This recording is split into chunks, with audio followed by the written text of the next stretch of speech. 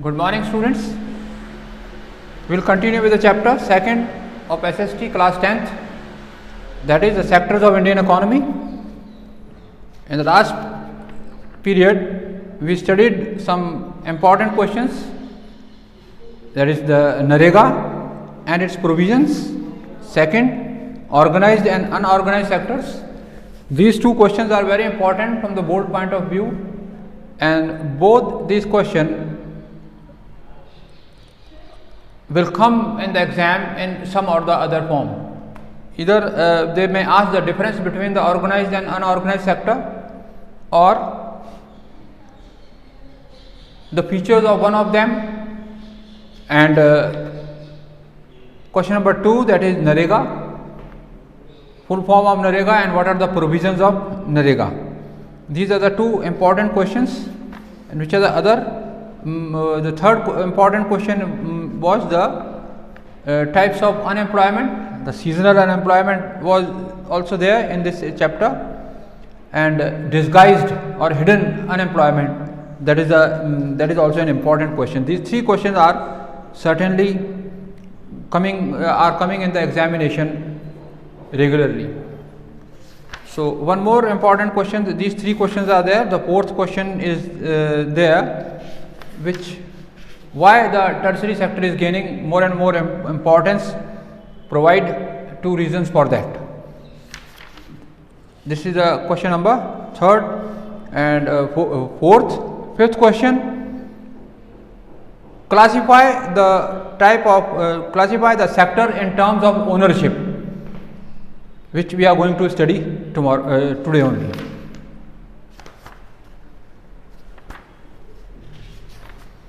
So this is a chapter with some important questions which you have to create, which you have to study properly, learn properly, and you see this out of these 4 questions, 2 questions are repeated every year. So let us continue with this a short review from the last topics.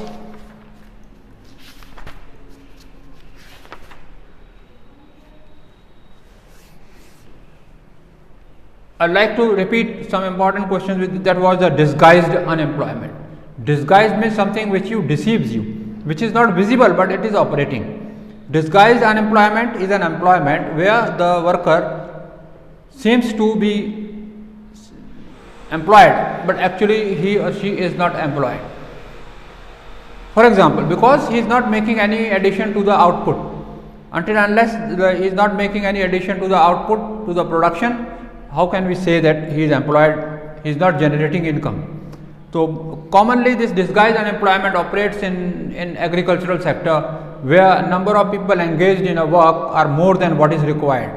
That is why the extra, suppose 10 people in a family, they are doing work of agriculture in their own farm, but 7 of them are required, but rest of the 3 they are not making any significant addition to the output. Therefore, the rest of the 3, the extra 3 are not making any difference to the output. Therefore, those 3 people are called as are suffering under disguised unemployment. The second question, the NREGA or MahaNREGA, you can say Mahatma Gandhi National Rural Employment Guarantee Act 2005. So if you say what is NREGA, full form of NREGA, and what are the provisions? So full form of NREGA, you have to write Mahatma Gandhi National Rural Employment Guarantee Act 2005. What are the 3 provisions? Under NREGA 2005, all those who are able to and are in need of work are guaranteed 100 days of employment by the government. The government provide them 100 days of employment. This is point number 1. Point number 2, if the government is unable to give employment, then government is providing unemployment allowance to them. If the type, and the third point is the type of the work that would be in future help to increase the production from the land will be given preference under this act.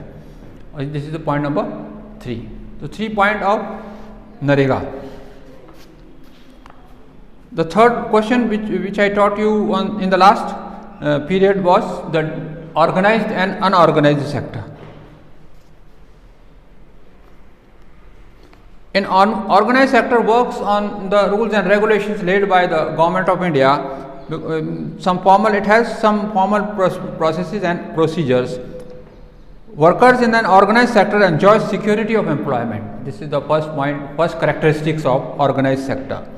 They are expected to work only a fixed number of hours. The work duration, the time of the work is fixed.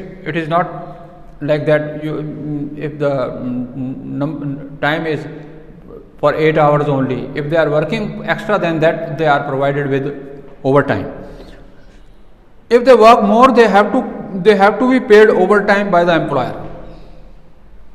They also get several other benefits from the employers. What are these benefits? The benefits like they get paid leaves, payment during holidays, provident funds, gratuity. They are supposed to get medical benefits, and under the laws, the factory manager has to ensure facilities like drinking water, safe working environment. When they retire, they get pension as well. So these are the features, 6 to 7 features of organized sector. If you are asked to differentiate between them, it is not so difficult. So all these facilities, all these provisions are absent in unorganized sector. You can write it there. The unorganized sector is characterized by small scattered units which are largely outside the control of the government. Means government rules and regulation doesn't operate in an unorganized sector. There are rules and regulations, but these are not followed. Rules and regulations are there for everybody, but they are not followed. But because there is no any enforcement body who is there to mind these, to check these rules and regulations, are they followed by the unorganized sector or not. Jobs here are low paid and often not regular. This is the difference. In an organized sector, the job security is there, working hours are fixed. But here in an unorganized sector, the working hours are not fixed. There is no provision of overtime. Overtime is given in the organized sector, but here there is no provision for overtime. Paid leaves, holidays, leaves due to sickness, etc. are not there in unorganized sector. Employment is not secure. People can be asked to leave without any reason when there is less work. When there is less work or off season, the people may ask to leave the job. Suppose, for example, the people in northern India, they are engaged in stitching of woolen clothes during winter season. But as soon as the winter season is over, they are asked to leave. That is a seasonal unemployment. A lot also depend on the whims of the employer. This sector includes a large number of people who are employed on their own doing small jobs such as selling on the street or doing repair work. Similarly, farmers work on their own and hire laborers as and when they require. So the difference between the two is quite clear now. So let us proceed. Now, how to protect workers in the organized sector. So people in agricultural sector, in primary sector, those who are engaged in primary sector, they are generally attracted toward the unorganized sector because they get job easily.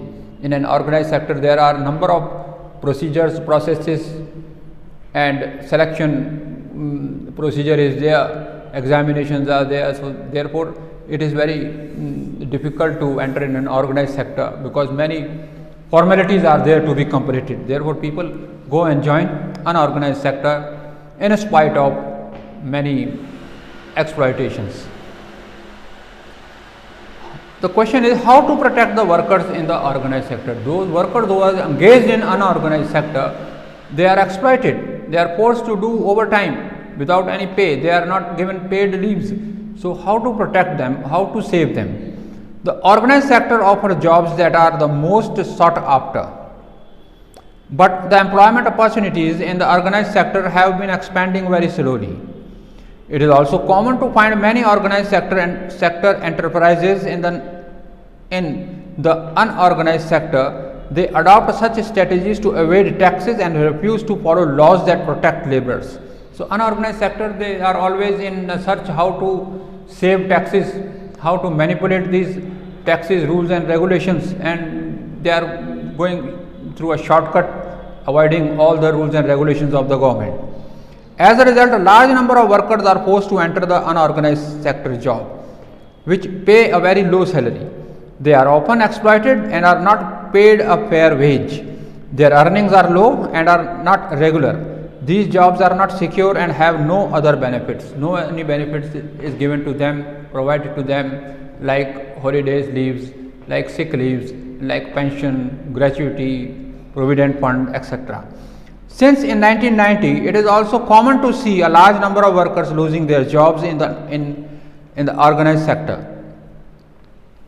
These workers are forced to take up the job in an organized sector with low earnings. Hence, beside the need for more work, there is also a need for protection and support of the worker in the organized sector. Who are these vulnerable people who need to protect? Who are these people? Those who are exploited in an unorganized sector. Vulnerable means they are becoming the victims of circumstances. In the rural areas, the unorganized sector mostly comprises of landless agricultural laborers, small and marginal farmers, sharecroppers and artisans such as weavers, blacksmiths, carpenters and goldsmiths. These are the people, vulnerable section of the population in primary sector, in the rural areas, those who are exploited, those who are engaged in unorganized sector. Nearly 80% of the rural household in India are in a small and marginal farmer categories. They are small and marginal. Marginal means very poor. Those who are earning from hand to mouth, they are called as marginal. India are in a small and marginal farmers category. These farmers need to be supported through adequate facility for timely deliveries of seeds, agricultural inputs, credit, storage facilities and marketing outlets. So, how to protect them? The government of India, just now a strike is going on in India for that agricultural law have been implemented, have been executed by the central government, that there will be no such MSP, minimum support price, by the government. So all the farmers are on strike. They are there on the roads and railways opposing the government rules and regulations. So how to protect them? The government of India can protect them by providing them easy loan facilities, by providing them HYB seeds at very concessional rates, and fertilizers, chemical fertilizers loans, and marketing outlets and MSP also, minimum support price. The government purchases the products, purchases the produce of the farmer, of agriculture farmer, so as to save them from the middlemen, to protect them from the middlemen from exploitation. And they store the food grains in the FCI godowns. The government procure them from the farmers and store them in the godowns and pay the farmers the amount which is fixed by the government. That is called as the minimum support price. In the urban areas, unorganized sector comprises mainly of the workers in small scale industries. Urban areas, you have already talked about the rural areas, the farmers are there. In urban areas, the workers in small scale industries are there. Casual workers in construction, trade and transport, etc. And those who work as a street vendors, head load workers, garment makers, rag pickers, etc. Small scale industry also need government support for procuring raw material and marketing of output. The casual workers in both rural and urban needs to be protected.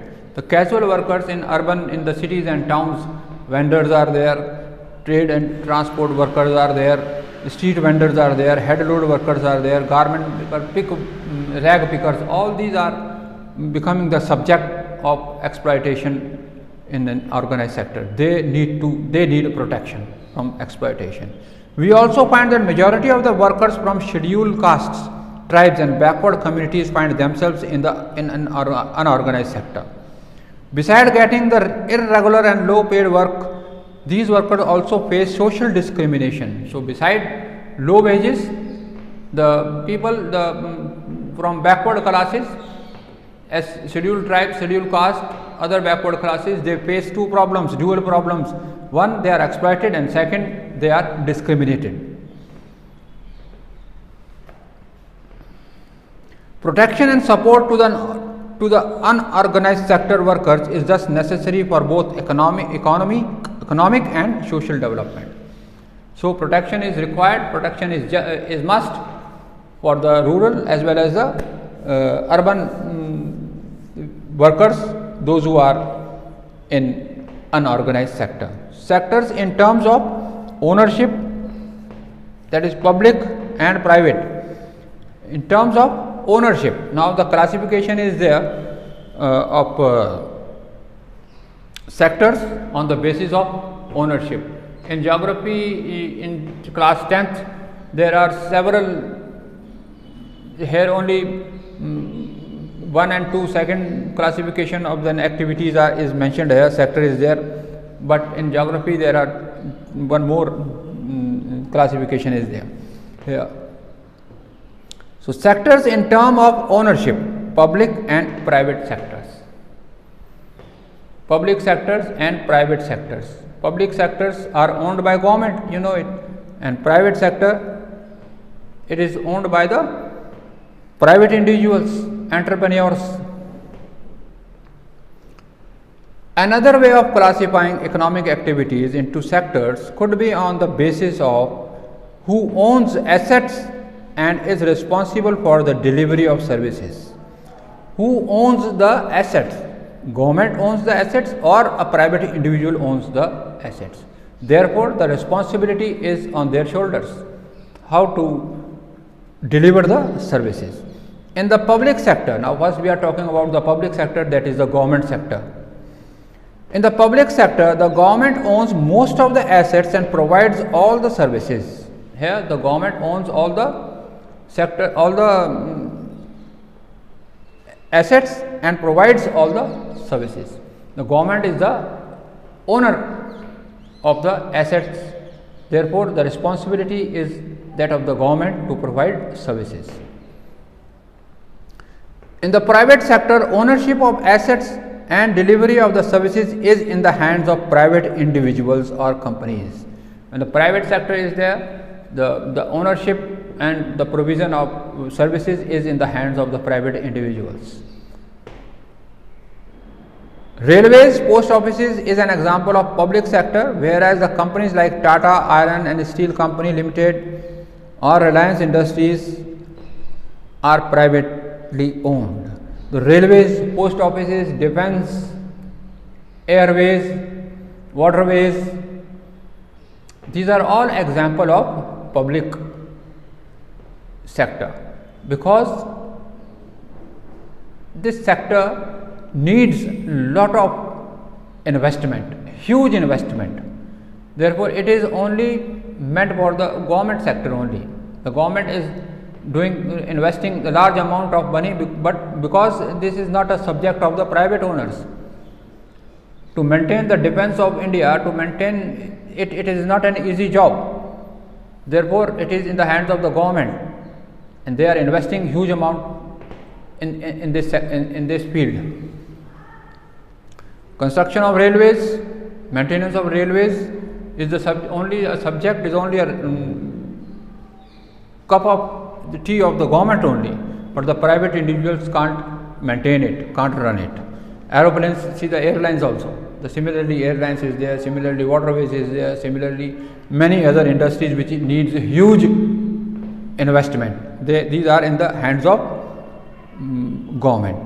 And another responsibility, they are owning these industries, heavy industries, and the second responsibility is to provide services without any discrimination. It is possible only if this sector is in the hands of government. Without any discrimination, without any exploitation, it is the subject of government only to handle these heavy industries, to handle these infrastructures. The private, what is the motto of the private sector? The motto of the private sector is to earn more and more profit. Therefore, they are paying more attention toward earning profits, and therefore they are not paying any attention toward the interests of the worker rather than earning more and more. Activities in the private sectors are guided by motive to earn profit. Here it is. Their main motive is to earn profit, to earn money. To get such services, we have to pay money to these individuals and companies. The purpose of the public sector is not just to earn profit. The motive of the public sector is not to earn profit, but to provide services to the citizens, to generate employment. The purpose of the public sector is not to earn profit. Government raises money through taxes and the other ways to meet expenses on the services rendered by it. Modern day government spent on a whole range of activities. What are these activities? Why do government spend on such activities? Let us find. Why do government spend on these such activities? So that the benefit of these activities, of the governmental activities, may be enjoyed by each and every citizen of our country. There are several things needed by the society as a whole, but which the private sector will not provide at a reasonable cost. So, see, the cost is there. Cost is an important factor now. As soon as the railways are privatized, the cost will increase. Now, see, if the electricity board is now in the hands of the private sector, the rate per unit consumption of electricity is increased. Therefore, it is the subject of the government only to look at the interest of the people, to save them from exploitation. Therefore, they are investing huge amounts on this basic. The government consider them the basic facilities which are to be provided to the citizens. Therefore, the cost is very, very reasonable, which a common citizen can afford. Some of these needs is spending a large sums of money which is beyond the capacity of the private sector. So, even if the large amount of money is invested by the public sector, yet they are looking after the interest of the citizens, which is not possible for the private sector. Also, collecting money from the thousands of people who use these facilities is not easy. Even if they do not provide these things, they would change the high rate for their use. Examples are construction of roads, bridges, railways, harbors, generating electricity, providing irrigation through dams, etc. Thus, government have to undertake such heavy spending and ensure that these facilities are available for everyone. Therefore, the heavy industries, the heavy infrastructural facilities, they are in the hands of the government so as to ensure the happiness of every citizen. But on the contrary, if these sectors are in the hands of the private sector, you can imagine what would be the result. There are some activities which the government has to support. The private sector may not continue their production or business unless government encourages it. For example, selling electricity at the cost of the generation may push up the cost of production of goods in many industries. Many units, especially small scale units, might have to shut down. Government here step in by producing and supplying electricity at the rate which these industries can afford. Government has to bear a part of the cost. Now, government provides the electricity, provides food grains, fair price shop is there at concessional rate. And what about the cost? Why they are providing it at the concessional rate? The extra amount is borne by the government itself, and giving the facilities and providing the facilities benefits to the people, and bearing the extra concessional price. जो concession दिया जाता है, जो क्यों concession दे रहे हैं वो ताकि सभी सिटीजन्स को मिले, लेकिन उसका जो कॉस्ट है वो अगर 10 रुपये है और गवर्नमेंट उसको 7 रुपये में आपको प्रोवाइड कर रही है, तो एक्स्ट्रा 3 रुपये है वो गवर्नमेंट खुद झेल रही है, खुद उसको वहन कर रही है. तो ऐसा प्राइवेट सेक्टर में पॉसिबल नहीं है. They are not going to do this. Similarly, the government in India buys wheat and rice from the farmers at a fair price, that is minimum support price. This in stores in its godowns and sell at a lower prices to the consumer through ration shop. You have read about this in the chapter of food security, class 9th. The government has to bear some of the cost in this way. The government support both farmers and consumers. Now, through fair price shops, government is providing food grains to the people at concessional rate. Everything they are providing to the people, to the citizens at the concessional rate, and the extra amount, the extra cost is borne by the government itself. There are large number of activities which are the primary responsibility of the government. The government must spend on these. Providing health and education facilities for all is one example. We have discussed some of these issues in the first chapter. Running proper schools and providing quality education, particularly elementary education, is the duty of the government. India's size of illiterate population is one of the largest in the world. So, it is a basic facility, education, RTE, every person, every individual, every child do have the right to education. Therefore, it is another big responsibility on the shoulders of the government to provide education to the people, to the children. Similarly, we know that nearly half of India's children are malnourished. So, these are the responsibilities, basic responsibilities of the government, how they are managing it, how they are earning, generating income, why they are collecting the taxes, why they are owning, they owns the heavy industries, heavy infrastructural industries, and generating income. They have to see many other social aspects also, providing education. Government schools is there, dispensaries are there, and medical facilities, procuring the food grains from the farmers at a minimum support price, and selling them to the fair price shop at concessional rate. These are the different facilities which the government is providing, which the private sector can't do. We have read about the infant mortality rate. The infant mortality rate of Odisha 53 or Madhya Pradesh 55 is higher than some of the poorest regions of the world. The infant mortality rate means newly born baby, the deaths of newly born baby per 1,000 in a particular place in a particular time duration. That is infant mortality rate. It is 53 in Odisha and 55 in Madhya Pradesh. The reason behind it, the medical facilities.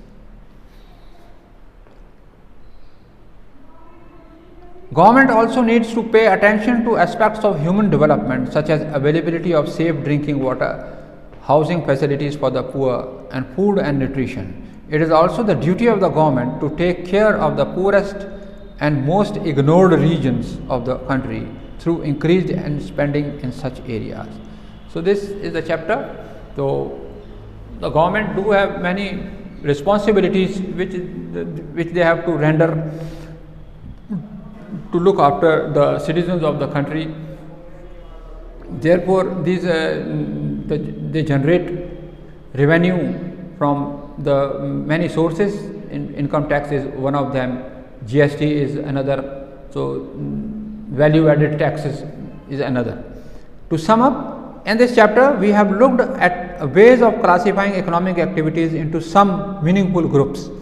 One way of doing this is an example whether the activity is related to primary, secondary and tertiary. The data of India for the last 30 years shows that while goods and services produced in the tertiary sector contributes most to the GDP, the employment remains in the primary sector. So, to sum up, to conclude, the GDP, the contribution toward the GDP is maximum from the tertiary sector, and employment remains in the primary sector. Employment, because India predominantly is an agricultural country, 70% of the people are engaged in primary sector, that is agricultural activities. We have also seen what all can be done for increasing employment opportunities in the country. Another classification is to consider whether people are working in an organized or unorganized sector. most people are working in an unorganized sector and protection is necessary for them.